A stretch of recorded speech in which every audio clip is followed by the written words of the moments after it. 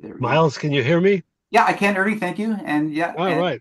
And I see Stefan's whatever that little graphic is there. So that's great. And thanks for. I'm glad you made it, Irving, because I had you down for potentially not making it. Uh, all right, everybody, welcome to the June 2025 meeting of the PRC. A few more things are happening these days, parliamentary wise, so we'll get to those as we go through the meeting. I don't have a regrets from anybody now that Irving is here, so let's take it from there. So the first thing is the approval of the agenda as circulated. So that can I have a motion by somebody to approve the agenda? Matthew, Mr. and Mr. Chairman, may I ask unanimous consent on the agenda? that's that's fine. Unanimous consent. All in favor? Thank you, everybody. All right, so moving on to news and announcements. So last day we hadn't yet had Parliament resume, and we hadn't yet had any parliamentary committees or parliamentary activity take place. We have now. The first item I have for everybody is a link to a Globe and Mail article on the mandate letters. So what the Prime Minister has done, which is different than what the previous Prime Minister had done with respect to his ministers, is that he's issued pretty much a bulk mandate letter to everybody, as opposed to what Trudeau did, which was a very specific mandate letter to each minister. So hopefully you had a chance to look at the mandate letter. It just sets out the agenda to a great degree. For our purposes, with respect to criminal justice, there was actually very little, but I can tell you what the mandate letter combined with the speech for the throne does with respect to criminal justice. So the Liberals plan basically has a number of measures that include a continuation of the gun buyback program for assault-style weapons.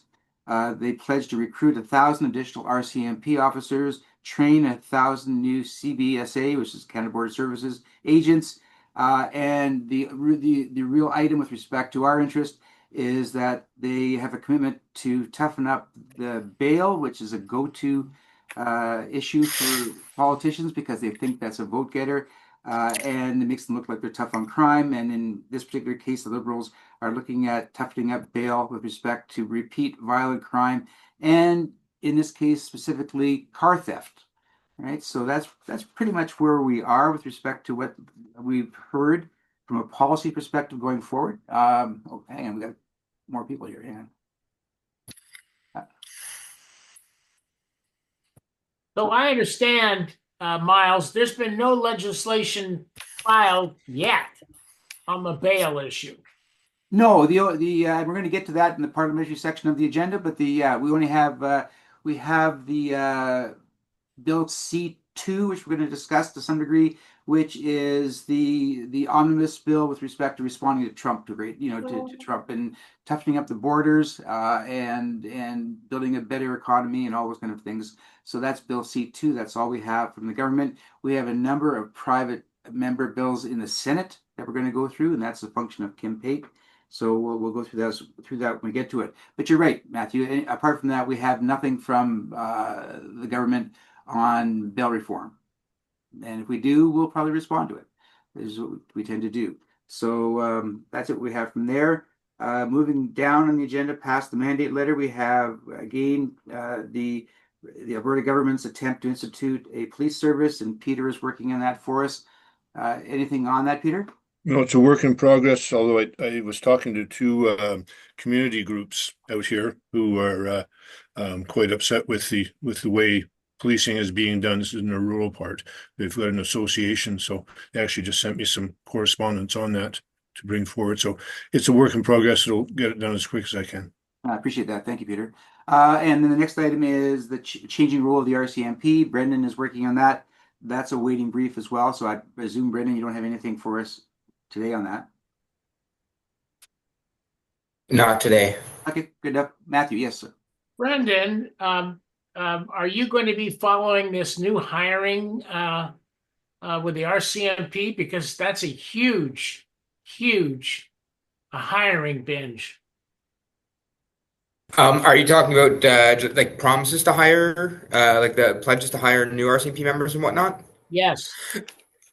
It's something that I'm aware of. It's something that Yeah, so it's factoring into what I'm thinking. I'm still percolating a lot on how to move forward on this, and actually, so had spoken with Miles. We're gonna have a little chat on it.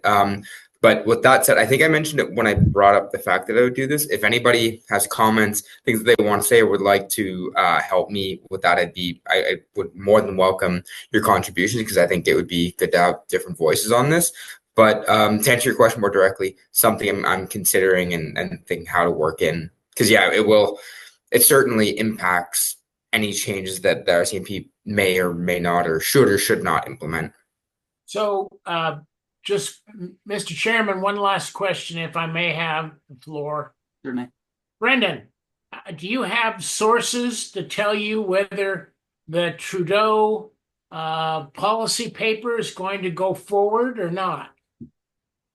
I don't have any sources, but based on just, I mean, looking at if you think the union's response, sorry, I have no internal sources to that effect. My guess would be it likely wouldn't. It didn't seem to really like. There's some changes or some things that seem to be in this the throne speech and perhaps slightly in the mandate letter. Or sorry, you know what? I'm thinking about the Liberals campaign, their electoral platform, where they discuss certain changes that really did mesh with that white paper that Trudeau set out. However, there's nothing that I have seen to date that would indicate that they're going to be going for the whole style reform that was advocated in that paper. Thank you. No I could problem. just pipe in quickly for Matthew. The 1,000 new hires for the RCMP is somewhat of a pie in the sky type of situation. Currently, Halifax is, in fact, I just got this morning, advertising for experienced police officers to move back to Halifax. Grand Prairie's offering $25,000 to join with them, et cetera, et cetera. Calgary can't find enough people. Edmonton can't. And the RCMP are doing a massive recruiting drive, and they're still not getting a whole lot of people. So policing across the country is in peril in terms of finding enough qualified applicants to be able to do it, and that's even with a dropping, I would call it a dropping of standards within the RCMP, both for physical fitness and for polygraph. Wow. And Peter, I might add, actually, I think the RCMP were dinged recently by the official language commissioner because some of the they were having either no or very few recruitment sessions in French. So I don't know if that's because they think of lack of interest or whatnot, but it ties into that recruitment issue. Mm-hmm. Yeah, definitely. Yeah, that's Okay, thanks, guys. All right, next item is we touched on this last day, is the Law Commission of Ontario's issue paper on artificial intelligence in criminal justice. And in my notes, I know that I had highlighted that Sarah, Michelle, I also put Andrea and Irving on here. I know that Sarah's coordinating a brief for us. Are all four of you folks involved in this, or is it just who actually is involved in the committee? If I can just Well, I ask. was waiting. Sorry. I said Oh, no. I would assist. I'm waiting for something to come out from Sarah or whomever. I think so. I sent out an email kind of right after the meeting last time. Maybe I have to go and double check who I sent it out to. I thought I included you in it, Irving, as well, but I Yes, only heard back from. Oh, you were included in it? yes, I was. Oh, okay, perfect. So I basically just kind of said, if anyone has information they'd like included in the brief, let me know and I'll include it all and kind of compile it. So given this is the first time I've done this, that's kind of how I organized it. And then I heard back from Andrea and I heard back from Michelle. So I just kind of compiled what they sent to me and tried to kind of synchronize it. So if you want, I can kind of go over everything that I've put together. It's a little bit longer. Some of it is covered by the article that you put out, Miles. So I don't know if you want me to go through all of it or just kind of give you a synopsis. Are you preparing an actual formal brief for us at some point?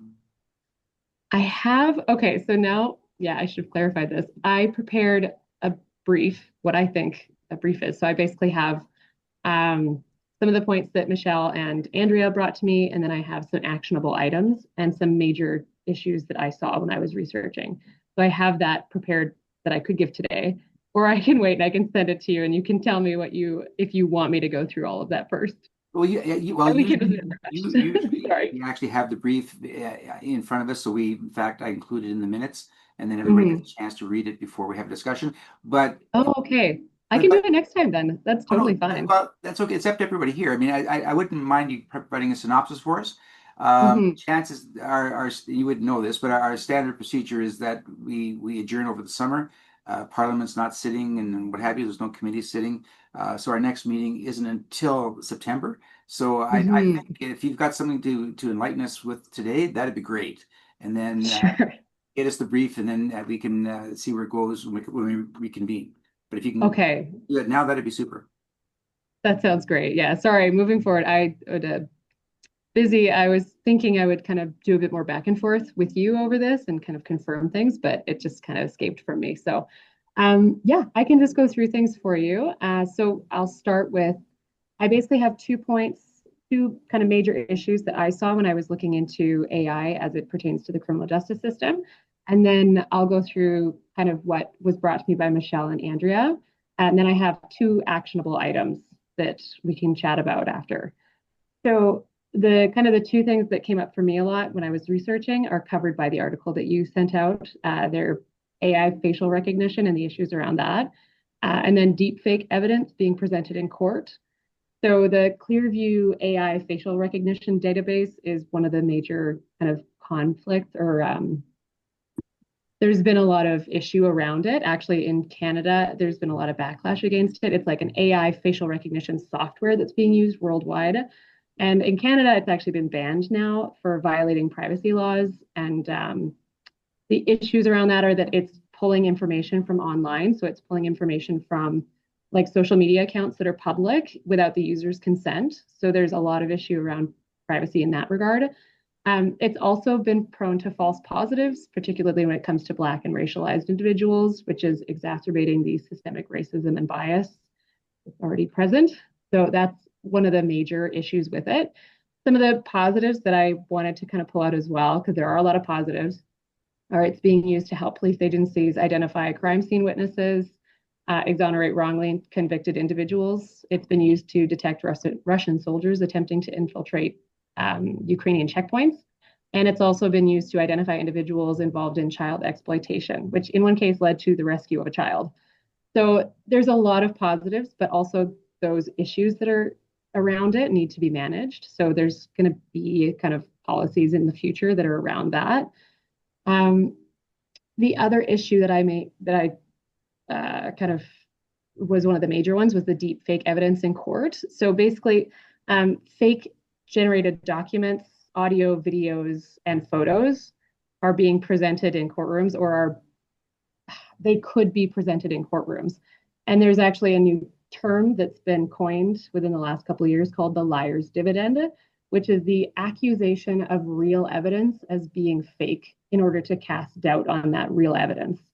So this is kind of one of the biggest issues that I saw when I was researching. Basically, it forces more resources to be used to verify real evidence, which puts people in a really complicated position who don't have the means to do that. It basically just makes it way more challenging to know what is real when you're presenting evidence in courtrooms.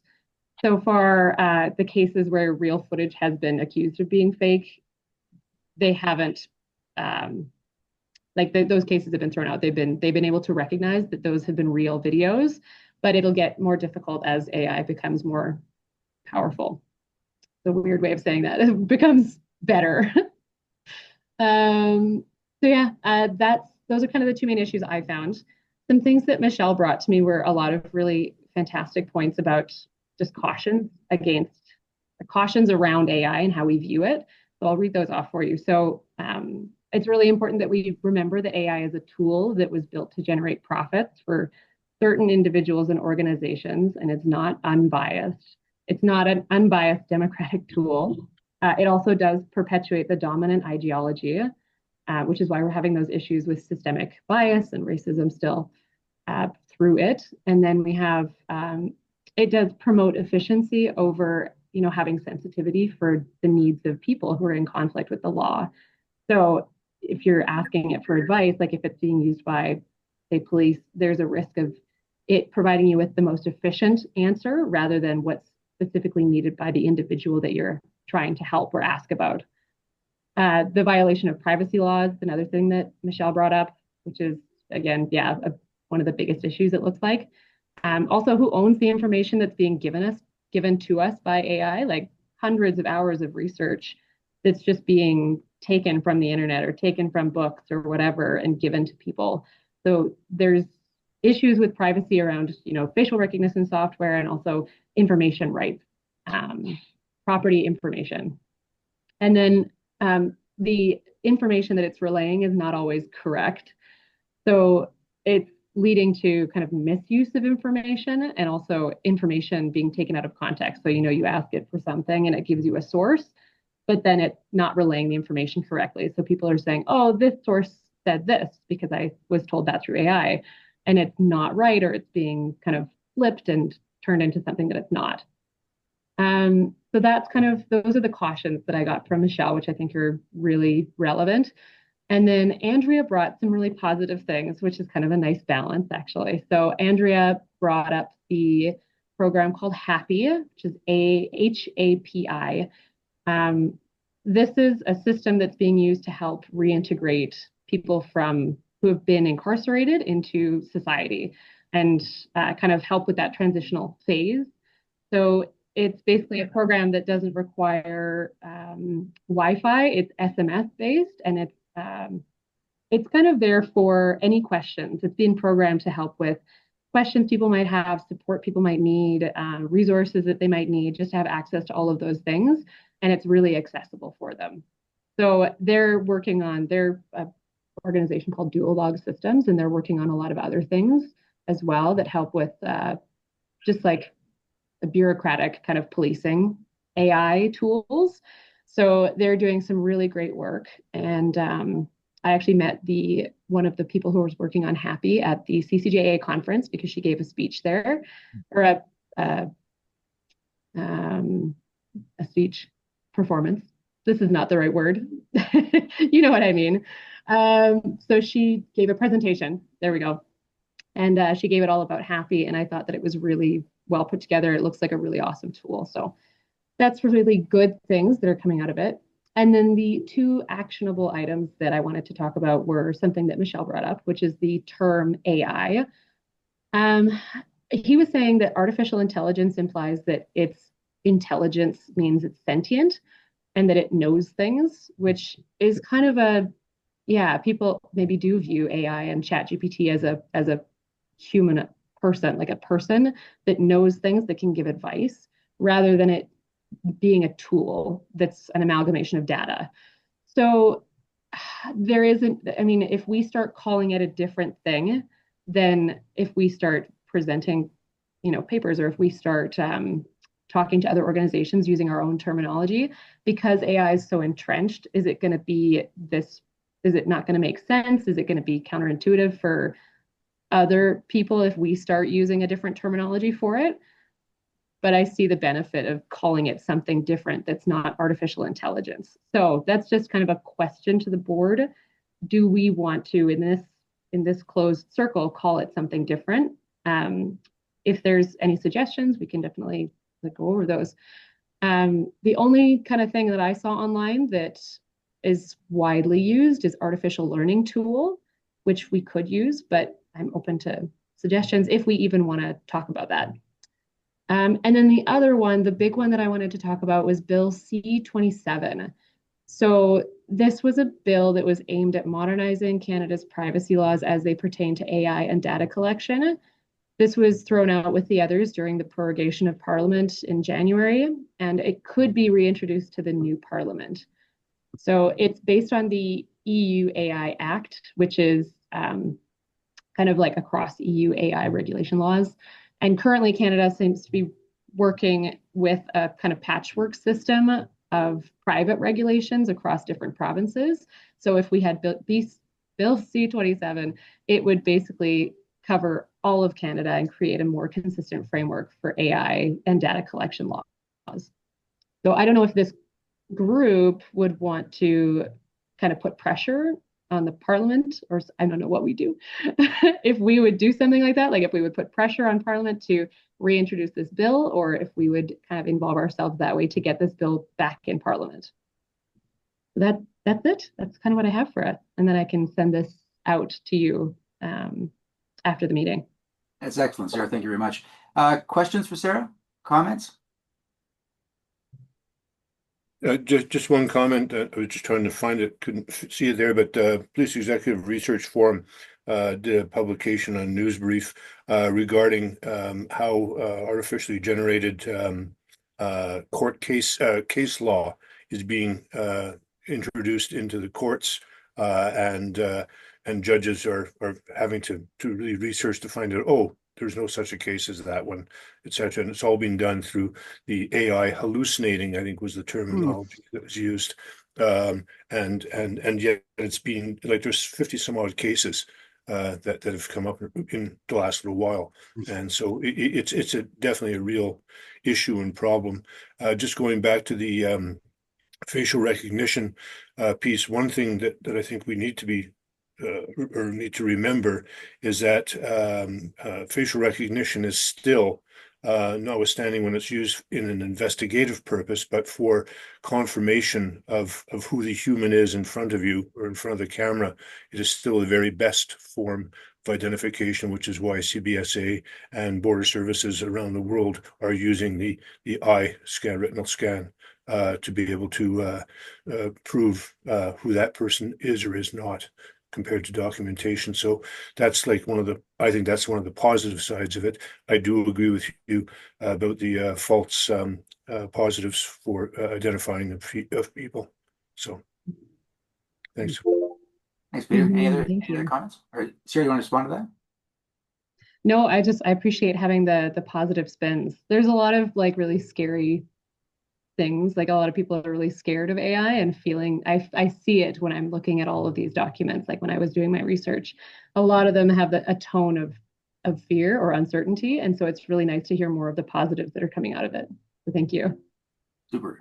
Yeah, so if you could put that in a brief to me and send it to me, Sarah, then I'll circulate it to the membership together with our agenda for the next meeting. That'd be great. Thank you very much. The research is super. So that's good summary, Sarah. I'm sorry? Oh, thank you. A good summary. Thanks. Oh, no, thank you. Thank you for all the information, Michelle. Great. All right, guys. The next item we have and we touched upon this last day, was I created two synopses for consideration. One was one was a condensing of a report that Irving sent me. It was about a 15-page report, and I toned it down into a synopsis, basically on what was sent to it would be the Minister of Justice and the Minister of Public Safety 10 years ago when Harper left and Trudeau came in. So it was the criminal justice programs and policies of the Harper government from 2006 to 2015. And then I created a similar synopsis for what's gone on in the last 10 years and highlighted the position of the CCGA on those issues that were relevant to our work. And then Irving's comment last time was, well, let's wait to see what is, as it turns out, the King had to say in the speech from the throne on criminal justice. And so that's happened. And much like what I said earlier, very, very little on the speech of the throne dealt with criminal justice. And the only point that was really made was the toughening of bail reform, which was part of the speech.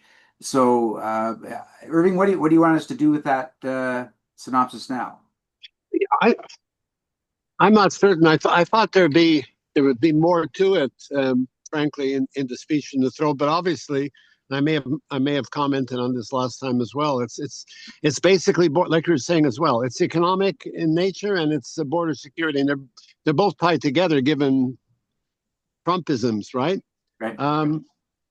I think it wouldn't hurt to maybe send it up as a letter to the Prime Minister and copy Justice Minister and so on, and say, well, this is the kind of stuff we've done in the past. You may want to give some consideration to, at least some kind of level of focus on these issues, because they're not going away, etc. And there's much to be gained by some level of work. It's obviously not going to be their priority number one. If they're toughening bail, they're not going to be hell bent on bringing back the original pardon system, for example, or whatever. But I think it's worth a letter. Let me put it to you that way.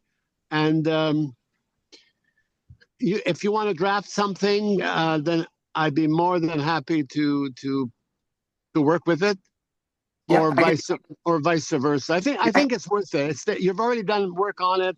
We put in all kinds of time, Howard and I, 10 years ago, and we followed up. I'm not sure we ever got a reasonable response from the government at the time, frankly. All right, Irving, that's not a problem at all. I'll format it into a letter and send it to you. Yes, Matthew. I endorse Irving's response. And you may remember in the previous meeting, I wanted to make this material more public. We have a new attorney general. We have a new minister of public safety. They really haven't necessarily been introduced to CCJA, particularly in depth. I think we should be doing that kind of work by sending out letters. I would further, Irving, send a letter to the chairs of standing committees in both the Senate and the House side to let those chairs know since 2015, this is what we've been up to. Yeah.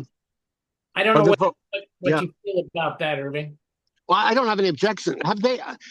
Have I missed the appointment of the chairs? I don't think so. Have I? Yes. Yeah. The committees are formed. The chairs are appointed. Okay, I missed it. Yep. I saw the list of parliamentary secretaries. There's a whole slew of them, obviously. So there are chairs appointed. Okay. Where did you see that, Miles? I thought I looked earlier and I couldn't find them. I've been working with so the next item on the agenda. I've had correspondence with a member of the Senate, or sorry, of the Commons Justice and Human Rights Committee, and he's on it. And there's a chair appointed. And okay. Oh, great. Yeah. There's there's kind of a critical article this morning in the National Post. I sort of skimmed through it, where the new minister, Andrew Singh, I think is his name, and he's focused on cash transactions, which will become illegal if they pass. It's in C2, right? You can't pay you can't pay cash over $10,000 for anything. That becomes a criminal offense. And the article is critical, saying, well, what about guns? What about all this other stuff? He's not commenting on that yet. So I'm not sure how knowledgeable whoever those chairs are going to be, but it doesn't hurt. Long story short, it's an educational opportunity. Right. Absolutely. Any other comments? I was maybe just going to say I tend to agree with Irving there. I mean, even on the ministerial level, I mean, as diplomatically as I can say it, I do have some concerns about some of the knowledge and who's doing what and all that. Yeah, let's start with the PM and the Justice Minister and hold back a little bit. And again, it's just these are letters. It takes a little bit of time to format and so forth, put the right arguments together. But let's give them a chance at least to get together and start learning some of the subject matter before we overwhelm them. It's not clear to me whether the House is going to rise or not for summer. Carney had a comment the other day, or a statement, that he's prepared to sit through the summer. I don't know if that's fact or just commentary. I don't know. Yeah, I don't think that's finalized. They haven't scheduled a summer recess, have they? That's right. Okay. All right, guys. The next item is just a quick update on the Miscarriage of Justice Review Commission. So I've had a pretty cordial relationship with an MP. His name is Teiko Van Popta. He's a Conservative MP in Vancouver. He was reelected in the latest election. He was on the Justice Committee when I appeared on behalf of the CCGA in 2023 regarding Bill C-40, which is the bill that eventually created the Miscarriage of Justice Review Commission. He was very interested in talking to me after my presentation, and it surprised me to some degree. He asked me if I could tell him what the causes of wrongful convictions were, and he's on the Senate committee. They've had that bill at that point for a year and a half in their hands, and he didn't know what that central issue in this particular justice reform. Anyway, having said that, I provided him all kinds of information. He quite enjoyed it and quite appreciated it. And then we've been going back and forth as the bill progressed towards enactment. And the latest thing I've been talking to him about is the bill. I mentioned this last day. The legislation itself is now operational. It was enacted in December, but it became operational on March the 7th. So anybody who wants to be exonerated, even as of today, they can make an application under this new legislation. However, until a commission itself is formed, the application goes to the Department of Justice, and then they will turn it over to the new commission when it's operational. Having said all of that, before the prorogation in the fall, the then Minister of Finance, Reef Rani, indicated that they would be looking to appoint commissioners. They identified the fact that the new commission would sit in Winnipeg. It's independent of the federal government, all those good things. Anyway, nothing has happened since then. I mean, the election was called, Parliament was prorogated. So I asked Taco, your other committee, can you talk to the Minister of Justice? And he did. And he talked to him, and basically the minister said he's got a lot of things on his plate. It's a new portfolio for him, but he will advise Taco when the commission is going to be appointed, and then he'll in turn, Taco will advise me, and I'll advise you. So there we go. So I can't see anything happening over the summer. These are going to be cabinet appointments. It was supposed to be an independent body to make the selection, but I don't think that's going to happen. So I doubt very much, and this may be up to Irving's last point, I don't know if cabinet is going to sit over the summer. It's a pretty crucial time in the parliamentary calendar this summer, more than any other summers in recent memory. So, I would hope that maybe cabinet is going to be sitting, or there's going to be some iteration of it sitting over the summer, but I don't know.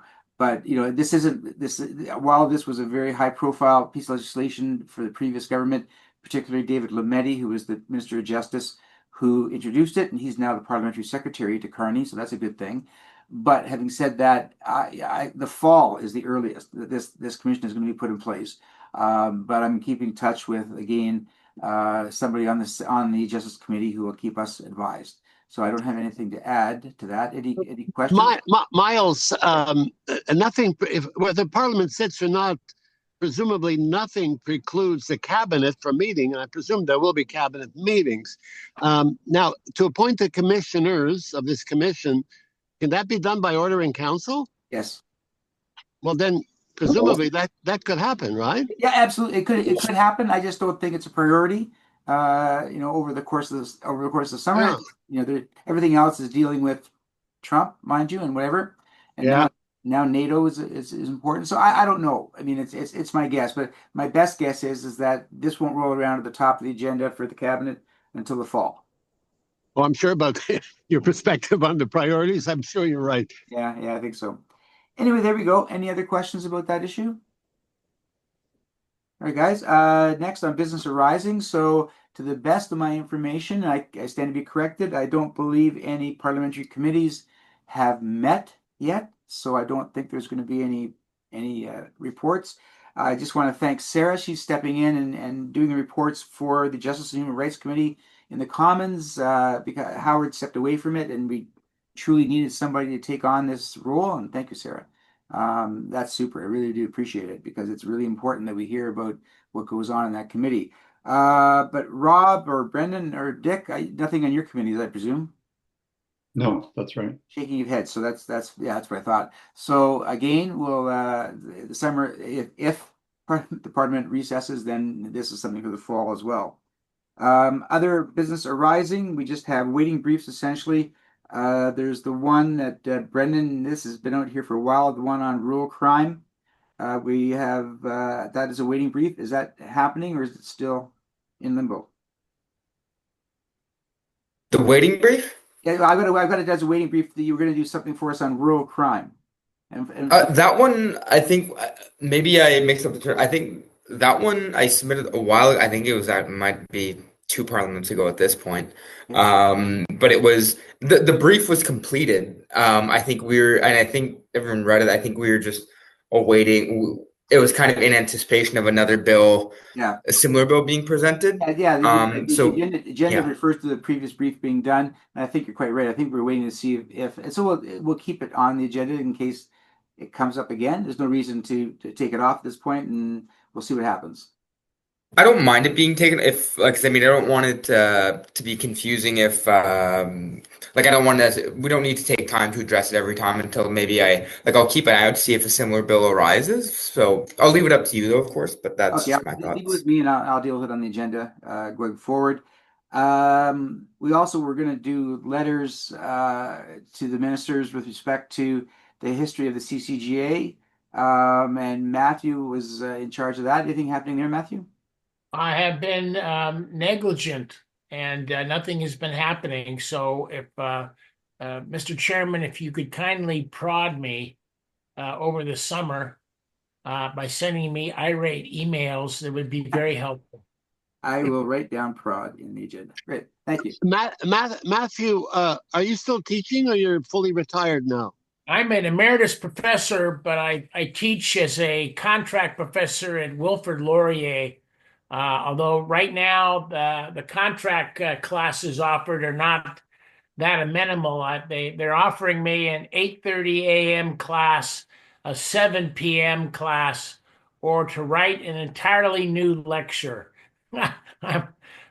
So the short answer is, Matthew, you're not working, right? No, I'm representing a slew of lifers. I've got over a okay. half dozen lifers I'm working through. By the way, Irving, your former employer apparently doesn't like Matthew Yeager. They want to ban me from institutions. Well, congratulations, Matthew. Listen, I was asking the question in anticipation of my offer to give you the opportunity to update the first 75 years of CCJ with the new 100-year version. Well, that would be kind of fun. But I enjoyed that under Gaston, as you may remember, and yeah, I didn't know we were at 100. Oh, we're past 100 now. we're 100 and what are we now? 106. 106. Well, this would require a visit to the office in Ottawa to look at your archives. Sure. And at the same time, I could maybe schedule a meeting for you and the Commissioner of the Correctional Service. Well, that would be great, as long as I'm not subject to too many strip searches. I cannot guarantee that. You got to remember, in this business, I have kept my mental health in tow by making stupid jokes. Well appreciated, Matthew. Thanks, guys. Okay, the next item. There's been some movement on this. This is the item related to the Uniform Law Commission of Canada. We proposed a project for them to take on, which was to basically unify the human rights codes across the country so that anyone with a criminal record, it would not make them ineligible for employment or housing, except with respect to employment if the criminal record relates specifically to the kind of job they're applying for.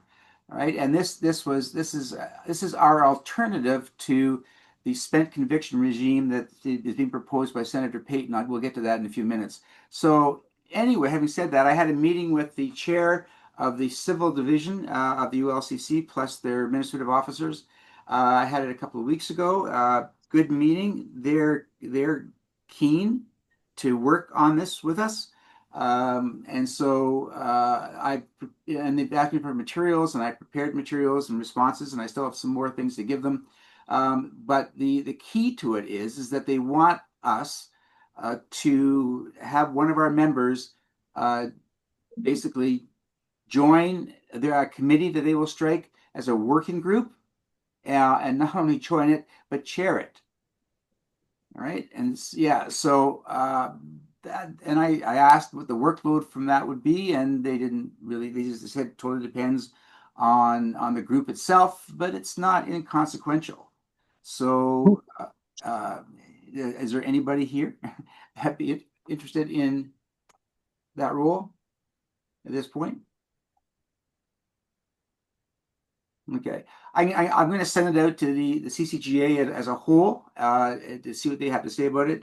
And if anybody wants to volunteer, and we'll take it from there. We'll see what the response is. But the positive thing, of course, is that they look like they're keen.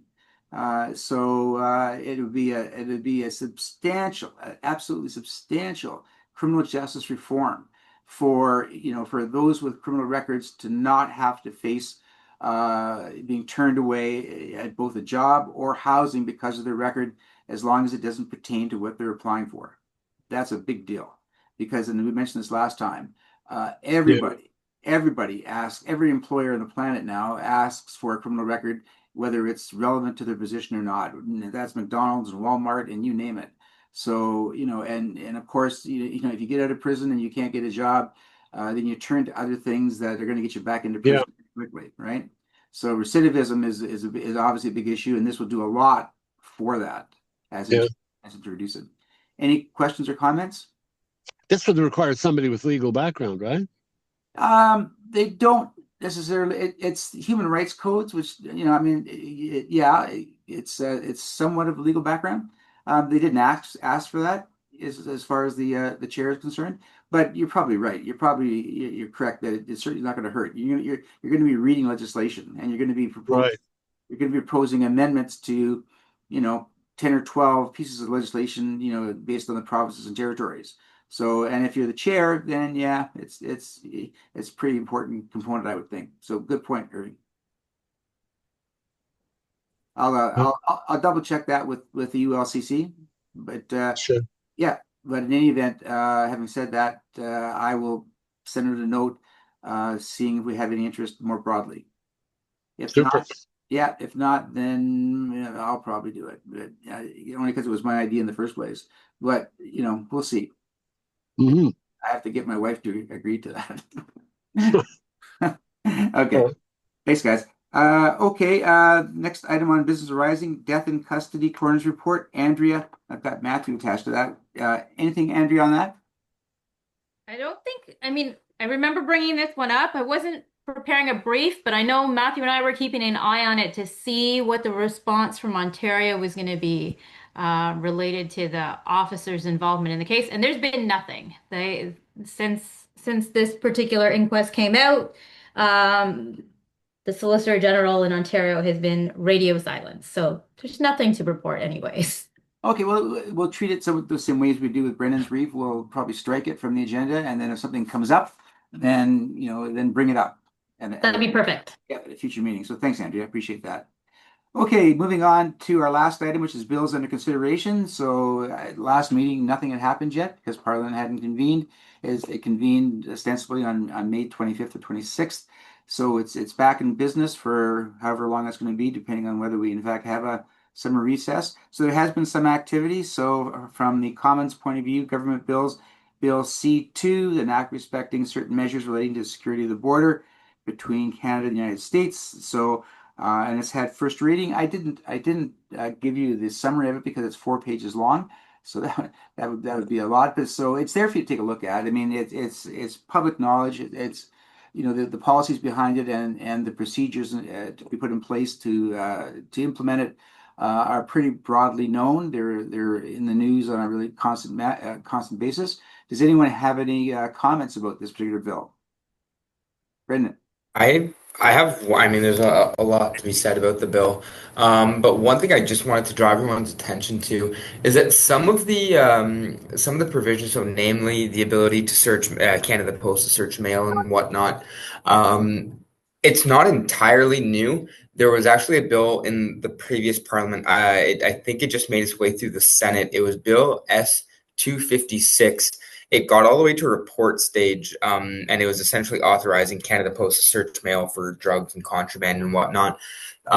So it appears that the government has repurposed a lot of that in C2. Now, the committee in the Senate did seek some modifications. I forget exactly what they were, and I admit I haven't seen exactly if those changes were taken into account for C2. But it might be interesting to look at to see if there are similarities or differences between that previous bill and C2. Yeah, Brendan, appreciate it. Thank you. Anything else? Anybody else? Yes, Matthew. Miles, is CCJA going to address the expanded search provisions of C2, where the police can make searches, particularly of the internet providers, without warrant? Is that Well, something we get involved with? well, we could. I mean, it's the first time we've had this on our agenda. So, I mean, there's a plethora of issues that we could deal with in C2. Mhm. We could, there's certainly no harm in us doing a brief on it, but the trick is to get somebody to do it, right? So we would need a volunteer to work on that. Miles, if you want, I can go through the 4-page summary because I've looked at it, and just sort of break it down into the requisite points that come out, all the different pieces of it. I don't mind doing. I'd be doing it anyways for myself, and Oh. and not necessarily putting together a brief on it, but just to be able to take the large document and put it into bite-sized chunks so that we can digest it. And oh, that's nice alliteration. And and just work with it that way, and then send it out to the membership. Absolutely, that'd be great, Peter. Appreciate it. So Matthew, let's get for Peter's report to hit the table, and then we'll see what issues are out there, and see whether we have interest in generating any briefs on the particular issues that are in the bill. One of the matters that I hope Peter might pay some attention to is that with all this activity happening on the border, the RCMP, the new fentanyl czar for Canada, I'm kind of interested in what kind of pressure is going to be put on the lockup system, both federal and provincial. Are you talking about in the sense of enforcement actions? Well, yeah, because Yeah, I mean, right now they're all talking about expanding border security, expanding the RCMP. There's the fentanyl czar, who's not sure what he's up to at the moment, and we don't pay much attention to what's happening in a lockup situation. But I can tell you, in Ontario, and I don't know what the situation is in Alberta, Peter, but in Ontario, our local lockups are packed and jammed over capacity. Yeah, it's. I mean, if you're going to have people arrested for whether it's for smuggling in or out of the country, smuggling human trafficking or human smuggling, shouldn't say trafficking, it's a different topic. Then that's liable to happen. Then you've got the whole drug piece. Which is all tied into the whole keeping the border safe. And there have been some really good successes in terms of seizures. Which keeps us safe, meaning Canada safe, when the stuff's coming in from the US. And so it's worthwhile considering. And overcrowding in the court systems and in the jail, never mind just the jails, but it's also going to impact the court system. And it's sort of like a cascading issue, because if you have someone in jail, then they've got to go before a court, and then you've got the time waiting to get to court, and then you've got to have enough judges and enough court clerks, blah blah blah, in place, and that's where the system all bogs down. So yeah, I mean it's definitely a definite part of the whole issue, definitely. Great, thanks, Peter. Thanks, Matthew. So look forward to the report, Peter, and we'll circulate it, and off we go. Okay, there aren't any other government bills in the Commons. There aren't any private bills in the Commons to speak of. Senate, there are no government Senate bills that have been of interest to us. There are several private member bills that touch on our work. A fair amount of them come from Senator Kim Pate, who is well acquainted with our work, and we are with hers. And so we tend to support a lot of the things that she does because she's very progressive and supports what we do. The first bill is S205, an act to amend the Corrections and Conditional Release Act. So what it does is it requires that if a person who is sentenced, transferred, or committed to a penitentiary has disabling mental health issues, they will be transferred to a hospital. B, ensure that a person may only be confined in a structured intervention unit for longer than 48 hours on the order of a superior court. And C, allow for the provision of correctional services and plans for release and reintegration into the community to persons from disadvantaged or minority populations by community groups and other similar support services. And D, allow for persons who are sentenced to a period of incarceration or parole ineligibility to apply to the court that impose that sentence for a reduction if there has been unfairness in the administration of their sentence. All right, so the first reading of that was on May 28th. Any comments, questions? Well, this has a far-reaching implications because technically it could mean that an individual sentenced to a life or as a dangerous offender could petition a superior court to change that sentence after a period of imprisonment. That's how I read it. I'm not sure that's correct. I believe that the Correctional Service of Canada already has the authority to transfer an inmate to a mental health facility. I believe that's in the statute. What's interesting, of course, is that to restrict the people in the structured intervention unit, basically in an isolated unit, that they could not be held more than 48 hours without a court order. That is going to be extremely interesting because that will require somebody to petition the superior courts for that order. Yes, yeah, that's a big deal. It would be a big deal. It would affect a lot of people. Thanks, Matthew. Okay, Bill S-207, an act to amend the Criminal Records Act, etc., to provide for the expiry of criminal records. This was the former Bill S-218. It's had about 3 other iterations that we've been involved in. So we actually, we as the CCGA board has, we PRC prepared a brief. We sent it to the board. Irving, you can correct me if I'm wrong. The board, I believe, would have sent it on to the Minister of Justice. In this regard, and this is the same bill, so I mean, obviously S-218 died in the order paper. So if, and I think we did, the board sent our brief forward. Yep. I would double check to see if there's any changes in the bill, but if there's no changes in the bill, my recommendation is that we simply update our letter to the board, and the board updates it and sends it along with respect to our position on this new bill. What are your thoughts, Irving? Sure, we can do that. Yeah. I'm not sure it's going to get any more attention than it got before, but you want to be on the record then in issues like this. Yeah, absolutely. So we're on the record for 218. I think we should be on the record for this one as well. So Yeah. I will double check the wording in both bills, Sure. make sure that they line up.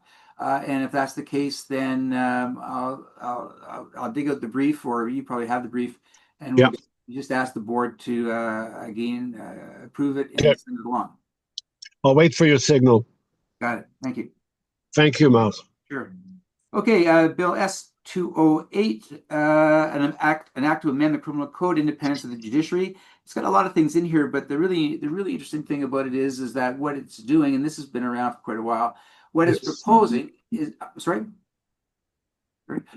what it's proposing is that judges have the discretion to basically impose a sentence other than a mandatory minimum sentence when the criminal code basically dictates that there should be an MMS with respect to whatever crimes have them. That's a big deal.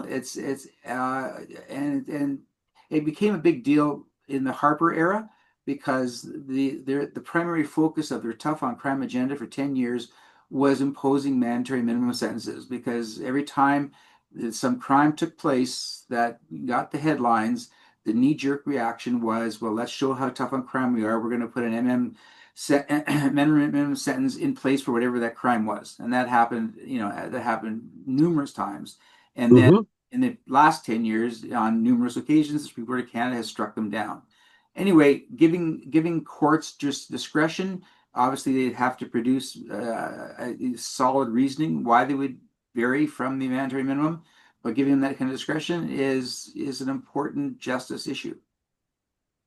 Any questions or comments?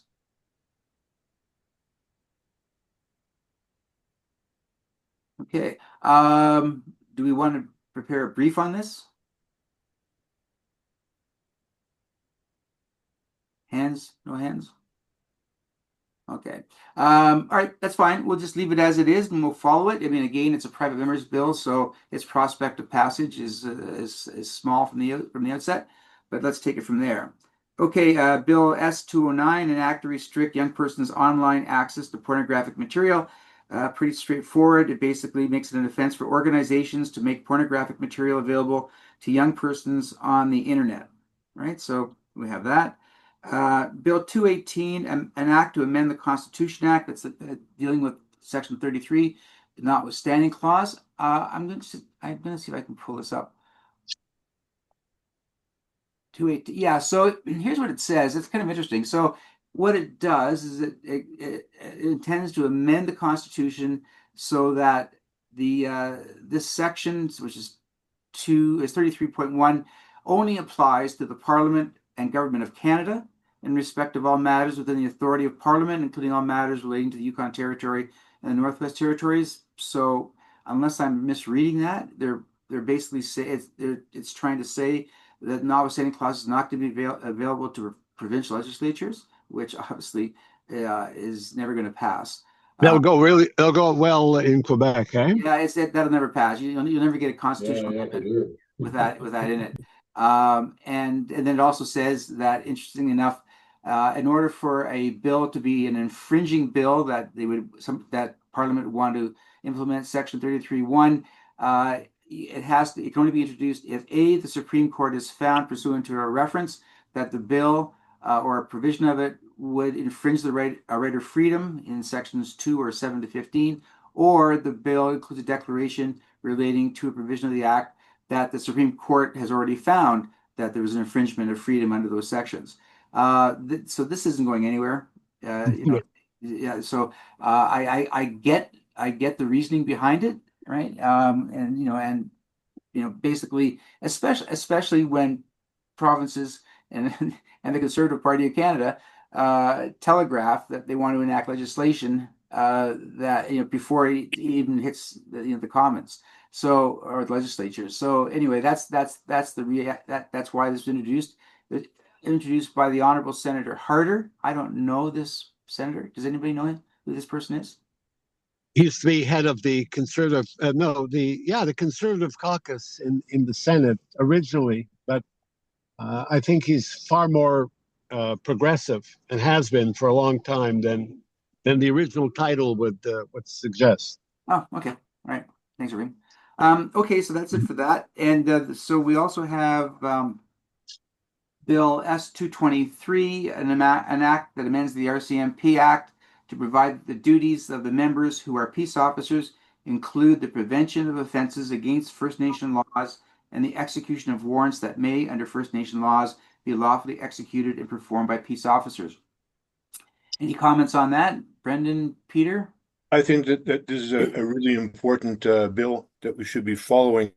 I have not read the entire overview of it, which I will now do, and seeing I'm doing the other one, I'll put a précis of this together as well.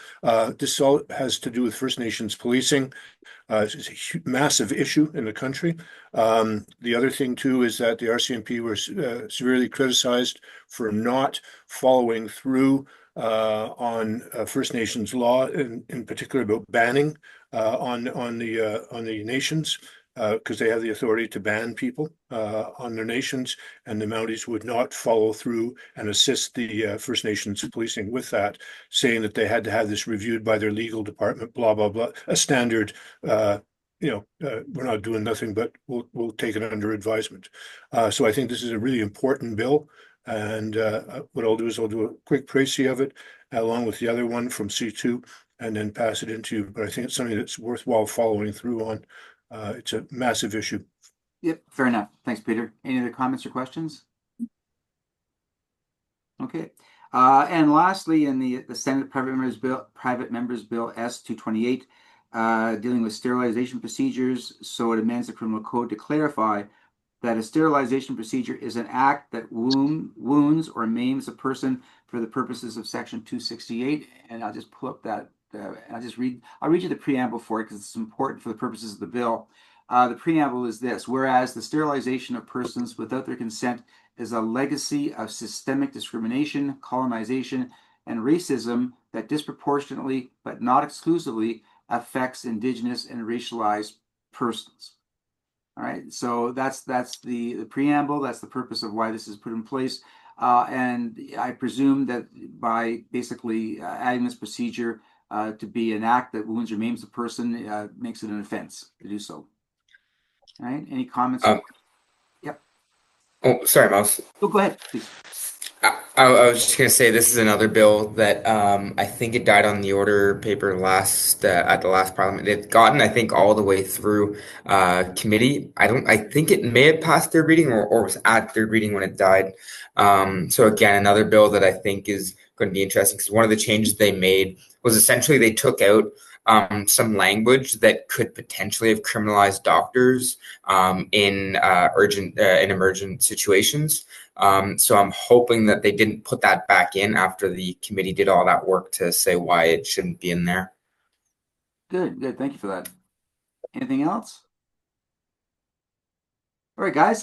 So that's all the parliamentary activity we had. We had a great. This is the best turnout we've had in a long time. So thank you everybody for coming and joining us today. Great conversation, good comments. Everything just it was a super meeting. Anything else for the PRC as a whole? Okay, so the last item is when we return. Let's put it this way. Let's wait and see. My suggestion would be, and I could certainly be corrected on this, my suggestion would be that if Parliament adjourns for the summer, we'll meet back in September because there will be no parliamentary activity then. If it doesn't, then we'll kind of play it by ear, and I'll send out a notice last week of the month to see if we're going to convene in July. Does that make sense? Sure. I'd just like to maybe propose that we schedule a next meeting for July the 8th, which would be the second Tuesday in July, at regular time. And then if Parliament adjourns for the summertime, then we cancel it. But so that for scheduling, we can have it in our schedules that we're going to probably have this. We'll know beforehand, and then it's just a matter of sending a quick note out saying, hey, guess what, guys, it's canceled. The meeting's canceled. We'll see you in September. Absolutely fine. No problem with that at all. Okay. Anything else? Just a matter of the last matter, Mr. Chairman, is the recruitment to the PRC, particularly younger people. If Oh, we lost him.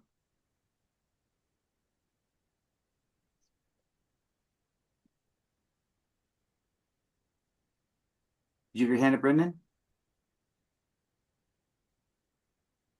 Your audio. Brendan, your audio's. Brendan, can't hear you. Okay, there you go. Yes, sir. Go ahead. Matthew's back. So Okay, Matthew, go ahead. Matthew, you're up.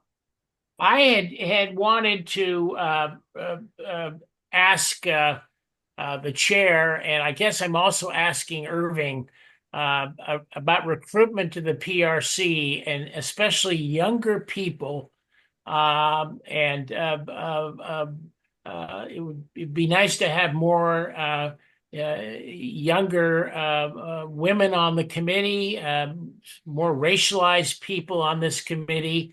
I'd like to see that recruitment happen. And Howard was working on this issue, I remember, a while back. I can send Howard a note, ask him about that. I don't recall Howard working on it, but if he is, then or was, I could certainly just send him a quick note saying if he has anything to follow up with. Well, Irving, is it possible to advertise among our younger new members? For sure, we could put it in the newsletter.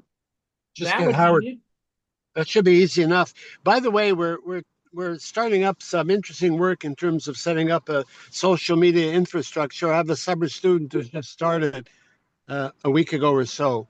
Those are the kinds of things we can easily post on Instagram or wherever. But I'll drop a line when we're done here to Howard and ask him if he could put a clip, not a clip, he can put a notice in the newsletter Sunday night. Sure. Good idea. That would be wonderful. I'm always because remember I'm getting up there. Peter and I we go to the same barber and we're getting up there. So we thought maybe it'd be nice to see some younger faces. When you say you're getting up there, are you getting taller? Is that what you mean? No, I'm making a joke about my age. I know.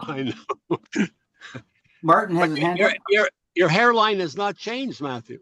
No, I cry every night when I go to bed. Martin's raised his hand. Martin? Yeah, so hello everyone. I came a bit late due to some technical issues, but my name is Merton. I've recently, I guess, joined the PRC. I wanted to mention, sort of on the advertising front, we usually have space in the Justice Report, and it wouldn't really cost us anything, so we could advertise the PRC there as well if that's ever needed. And I know that a lot of our contributors are particularly students who are interested.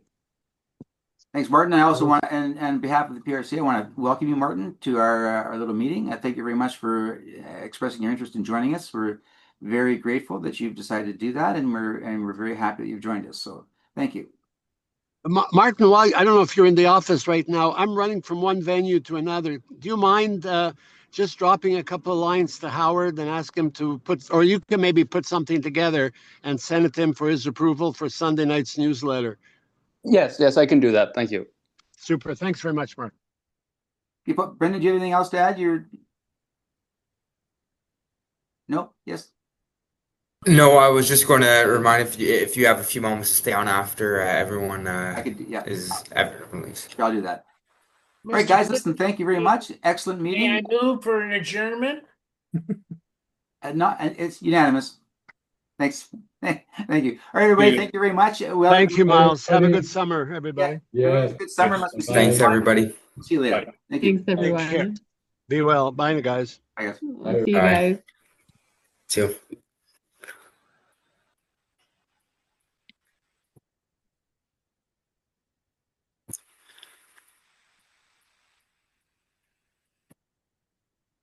Miles, I wonder if we, for this part, we can turn off the transcript because I don't think everybody needs Yeah, I'll stop. this portion of it. Yep, you bet.